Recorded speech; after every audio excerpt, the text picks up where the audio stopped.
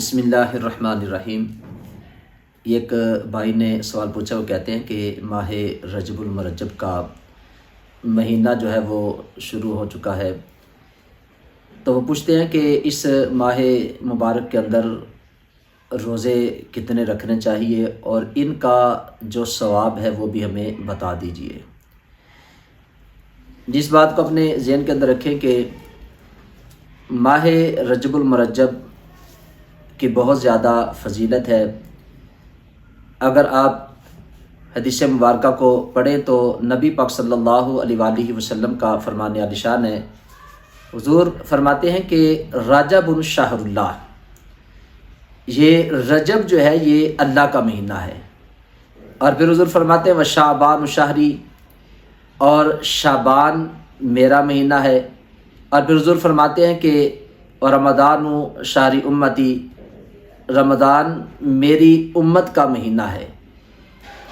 تو ماہ رجب کی فضیلت کے اندر یہی کافی ہے کہ اللہ کے پیارے رسول فرما رہے ہیں کہ رجب اللہ کا مہینہ ہے، جبکہ سارے مہینے اللہ کے ہیں، لیکن اللہ نے اس مہینے کے ساتھ خاص نسبت اپنی کی کہ رجب میرا مہینہ ہے۔ اب اس ماہ مبارک کے اندر جو ہم روزے رکھتے ہیں یہ نفلی روزے ہیں، اور نفلی روزے آپ کسی بھی ماہ مبارک کے اندر رکھ سکتے ہیں۔ جب بھی اللہ آپ کو توفیق دے تو آپ ان کو رکھ سکتے ہیں۔ اور رجب کے اندر جو روزے رکھتا ہے اس کے حوالے سے ایک دو احادیث مبارکہ آپ کے سامنے میں ان کو بیان کر دیتا ہوں۔ حضرت انس بن مالک رضی اللہ تعالیٰ عنہ سے یہ روایت ہے، آپ فرماتے ہیں کہ جنت کے اندر ایک نہر ہے جس کا نام رجب ہے، جس کا پانی جو ہے وہ دودھ سے زیادہ سفید ہے اور شہد سے زیادہ میٹھا ہے۔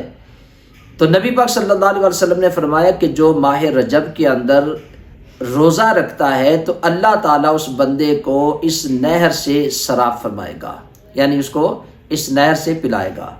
اور پھر دوسری حدیث پاک حضرت ابن عباس رضی اللہ تعالیٰ عنہ سے یہ حدیث پاک مروی ہے، فرماتے ہیں کہ نبی پاک صلی اللہ علیہ وسلم نے فرمایا کہ جو ماہ رجب کے پہلے دن کا روزہ رکھتا ہے تو اللہ تعالیٰ اس بندے کے 3 سال کے جو گناہ ہیں اس کا کفارہ وہ بن جاتا ہے، اور جو دوسرے دن کا روزہ رکھتا ہے تو وہ 2 سال کے گناہوں کا کفارہ بن جاتا ہے، اور جو تیسرے دن کا روزہ رکھتا ہے تو وہ 1 سال کے گناہوں کا کفارہ بن جاتا ہے، اور جو پھر ماہ رجب کے اندر کسی بھی دن کا روزہ رکھتا ہے تو وہ 1 مہینے کے گناہوں کا کفارہ بن جاتا ہے، یعنی کفارہ بن جاتا ہے۔ تو اس سے مراد یہ ہے کہ اس کے جو صغیرہ گناہ ہیں اللہ تعالیٰ ان گناہوں کو معاف فرما دیتا ہے۔ یعنی ماہ رجب یہ بڑی ہی فضیلت والا، بڑی ہی عظمت والا یہ ماہ مبارک ہے۔ تو ہمیں کوشش کرنی چاہیے کہ ہم اس کے اندر جو روزے ہیں ان کو کثرت کے ساتھ رکھیں، کیونکہ یہ ماہ مبارک ماہ شعبان اور ماہ رمضان مبارک کا پیش خیمہ ہے۔ تو اگر آپ ان ماہ کی تاریخ کو پڑھیں، ان ماہ کے اندر جو ان کی فضیلت ان کو پڑھیں، تو نبی پاک صلی اللہ علیہ وسلم نے ان مہینوں کے اندر روزے رکھے ہیں۔ اور آگے ماہ شعبان جو آ رہا ہے تو کثرت کے ساتھ نبی پاک صلی اللہ علیہ وسلم نے ماہ رمضان کے بعد اس مہینے کے اندر بھی روزے رکھے ہیں۔ تو یہ بڑی ہی عظمت والا، بڑی ہی برکت والا ماہ مبارک ہے۔ تو اس کے اندر روزے رکھنے کی فضیلت جو ہے وہ بھی میں نے آپ کے سامنے بیان کی، اور بھی احادیث مبارکہ کے اندر ان کی فضیلت کو بیان کیا گیا ہے۔ تو یہ میں نے 2 حدیثیں آپ کے سامنے بیان کی ہے۔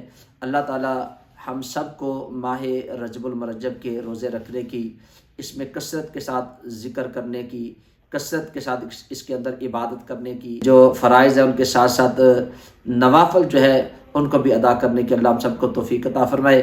اللہ تعالیٰ ہم سب کا حامی ناصر ہو۔ السلام علیکم ورحمۃ اللہ وبرکاتہ۔